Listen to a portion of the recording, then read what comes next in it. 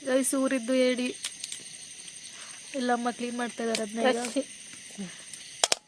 ಹೇಗೆ ಕ್ಲೀನ್ ಮಾಡೋದು ಅಂತ ಹೇಳ್ತಾರೆ ಈಗ ಅಮ್ಮ. ಕಟ್ಟಿಗೆ ಕೊಂಬೆಗಳು ತೆಕ್ಕೊಳ್ಬೇಕು.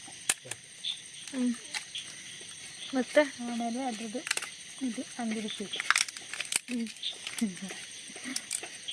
ಆಮೇಲೆ ಅಲ್ಲಿ ಸೈಡೆಲ್ಲ ಕ್ಲೀನ್ ಮಾಡಿಕೊಂಡು 2 ಭಾಗ ಮಾಡಿದ್ರೆ ಆಯಿತು. ಸೊ ಇದರದ್ದು ಸಾರು ಹೇಗೆ ಮಾಡೋದು ಅಂತ ನೋಡುವ ಇವತ್ತು. ಇದು ಕ್ಲೀನ್ ಮಾಡಿಟ್ಟಿದ್ದೀವಿ ಏಡಿ. ಇದಕ್ಕೆ ಏನೆಲ್ಲ ಬೇಕು ಅಂದರೆ ಕಾಯಿ, ನೀವು ಹೇಳಿ.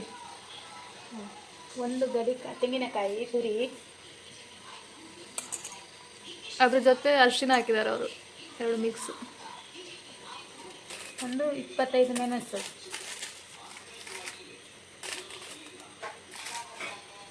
ಅರ್ಧ ಗೆಡ್ಡೆ ನೀರುಳ್ಳಿ, 1 ಲಿಂಬೆ ಹುಳಿಯಷ್ಟು ಹುಣಸೆ ಹುಳಿ, 7-8 ಎಸಳು ಬೆಳ್ಳುಳ್ಳಿ,